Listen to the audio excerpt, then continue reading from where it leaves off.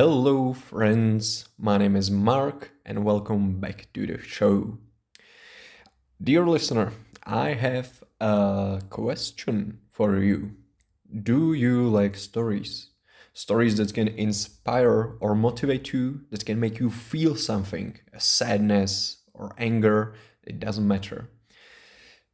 I'm asking because me personally, I fucking love good stories. So, because of that, I've decided that in today's episode, I would like to explore the topic of storytelling. More specifically, why are stories so important, or why do they feel so important, and what can be the purpose of telling a story. I will also explore one of the most common narrative structures, the hero's journey, and present some info about that and hopefully tying it into one comfortably consumable package. So let's begin. Of course, storytelling or stories have a long history. Someone said that it is the oldest of all arts. So you won't be surprised that the word story derives from Greek and actually means knowing, knowledge, and wisdom, which I think kind of hints at some of the purposes behind telling stories. Because if we go way back in human history, the first acts of storytelling were, of course, oral tradition, or we can imagine, for example, cave paintings that told a certain story. Nowadays, of course, we have many different mediums. We have books, we have magazines, film, music, performative dances, social media, and all other different formats the internet and today's world offer. So a creative individual can find his medium in all this mishmash of opportunities if he wants to tell some compelling story. So I've mentioned that originally the word story meant knowing, knowledge, and wisdom.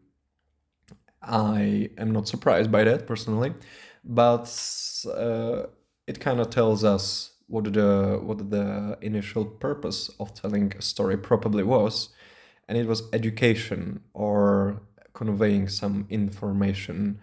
And if I go back to the cave paintings, I think that maybe the elders in the tribe wanted to convey information about the life, the world, what they learned during their lifetimes, so that the next generation that will see the cave paintings can survive. I think that's reasonably reasonable beginning for a storytelling. Of course, stories can also mean just to entertain. They can be just content nowadays. But beside the education and entertainment, they can also be meant to inspire or offer some insight, into a personal self. I can personally say that a lot of good stories do that. You for example, you watch a good movie, it ends, and after that you are just sitting there and thinking about your life or some provoking thoughts you've never heard before. So yeah, I think definitely storytelling is an art form, a very versatile art form. And of course, for a story to convey these purposes, either to educate, to inspire, motivate, to offer some insight, or even offers some good old entertainment, some thought and skill are required. I think the telling a good story depends on two factors: content and style, which simplifies it so much, because content, okay, is fairly straightforward. You just choose, for example, the topic, what you want to talk about, or if you are giving a presentation, what you will tell the audience. But the style, there are so many different variables uh, that can impact how the story will be told, how you will tell it and how the audience, the listeners, the viewers will perceive it. So I don't think I really want to get into a detail here. I actually tried to find some like basic storytelling tropes, but it's difficult to simplify it so much into condensed episodes. So I'm just not going to go there at this point. I'll go in a different direction, and that is, I just want to focus on the initial questions. That is why our story is important. What is their purpose? And from everything I've read, from how I thought about it, how I thought about how I perceive stories and how good stories impacted me, either written or in a movie format, I think the ultimate purpose of storytelling is to connect people and to connect with people. And I think it goes from both perspective of constructing a story as well as receiving it. If you are, a writer or a reader, I think the purpose kind of goes from both points. For example, if you're a writer who you want to express some emotions, some of your thoughts, ideas, or values, and hopefully make them relatable to others. You want to express yourself. Of course, writing can be just an act of self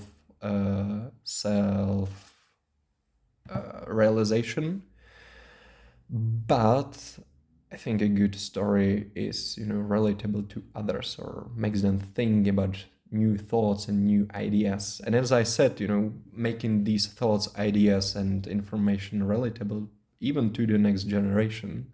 And it goes the other way around if you're reading a story or viewing a movie.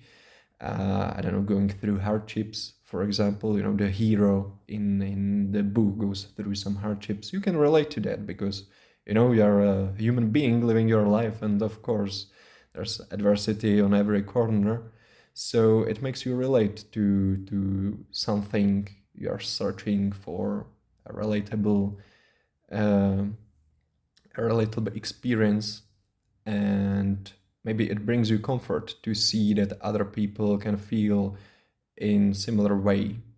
This reminds me of a quote.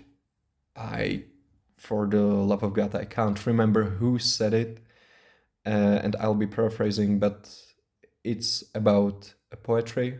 The guy in the interview is asked, why is poetry important? And his answer is basically that, in everyday life, most people just don't really think about poetry. But then something happens in your life, some disaster, maybe a loved one dies, or whatever it can be. You are faced with adversity of the world, and you are trying to make sense of that, and that's when a poetry comes into play. Very well expressed feelings and emotions, and it can bring you comfort seeing that other people felt the same way you did. And I think poetry or stories, this principle works in both of them. So, as I said, I think the ultimate purpose of storytelling or stories is to connect people and connect with people. Now, I have already mentioned that, one of the things that can make a story relatable, for example, is when the hero in the book, for example, in the story, is going through some hardships. And that is why I would also like to explore the topic of the hero's journey, which is a name for one of the most common narrative structures you can find in a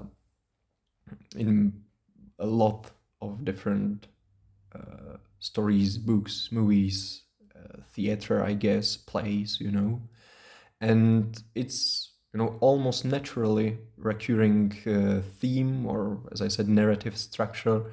One can think of it also as a template for stories that involve some protagonist, a hero. Sometimes it can be called monomyth, but I think I will refer to it as the hero's journey. And to simplify it, It involves a call to adventure. There's a hero living his everyday ordinary life, but then a call to adventure arrives. Now, the hero may at first refuse the call to adventure, but eventually he will accept it and will embark on a journey. It can also oftentimes, there can oftentimes be a mentor figure, some old wise guy, for example, figuring in the story.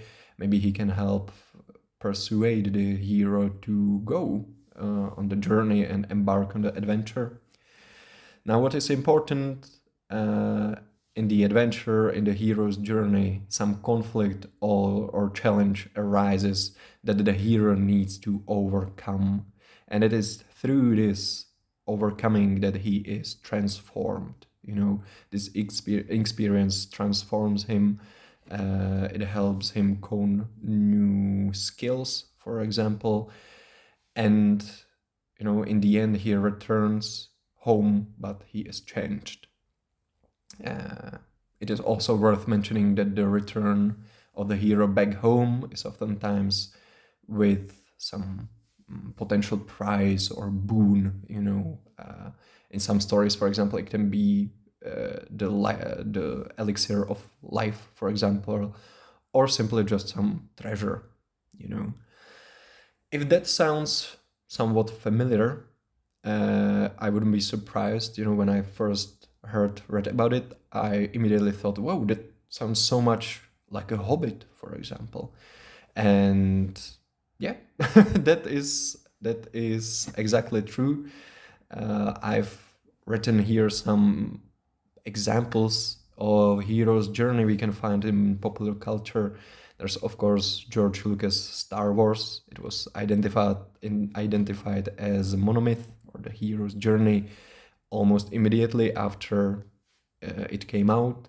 The stories of Tolkien, Hemingway, Stephen King, Homer's Odyssey, or Wizard of Oz, or even Alice in Wonderland. So, as I said, you can find this structure in a lot of popular and different stories, but the principle, is recurring. The first person that put this theory of the narrative structure completely into words was Joseph Campbell in 1949. To give you a bit of backstory, a bit of history, and I will read you his general description. A hero ventures forth from the world of common day into a region of supernatural wonder. Fabulous forces are there encountered, and a decisive victory is won. The hero comes back from this mysterious adventure with the power to bestow boons on his fellow men. That is, simplified, of course, the first description of the hero's journey. And yes, so maybe as you will be reading some book, or you will go watch some movie in cinema, you can think about this hero's journey, and now maybe you can see it in some of the popular stories you like or you read and see. I think it's also worth mentioning that there's some criticism to this hero's journey theory. The Campbell's original theory, I thought I will just mention it. The main criticism is selection bias or self-selection bias, because the folklorists that countered the theory argue that Campbell was choosing stories that fit the pre-existing proposal or fit his theory, and use them as an example. And they also argue that folklore is much more complex than to be described in this simple, I don't know how many steps, narrative structure, But in my opinion, this criticism doesn't derive the original theory or the follow-ups of the theory of their values. Which ties neatly into the next question. Why is hero's journey important, or maybe more precisely relevant to almost everybody, in my opinion. It is because, I think, the concept can be and has been already applied to personal psychological and spiritual journeys. Even to something ordinary and everyday, like just going groceries shopping or a job search or giving a presentation at university, whatever. You can apply this concept to so many different personal stories. It plays a huge role in psychology, as I mentioned. And if stories can generally provide personal insight, I think it's doubly true for hero journey stories. Because you can relate to the hero, you can imagine yourself in the hero's position, and it can give you some insight and perspective, I think. Now, there is some evidence that the hero's journey can be used as sort of a mud map or a trail for anybody undergoing, either willingly or forcibly, some personal changes or facing personal problems or challenges in his own life.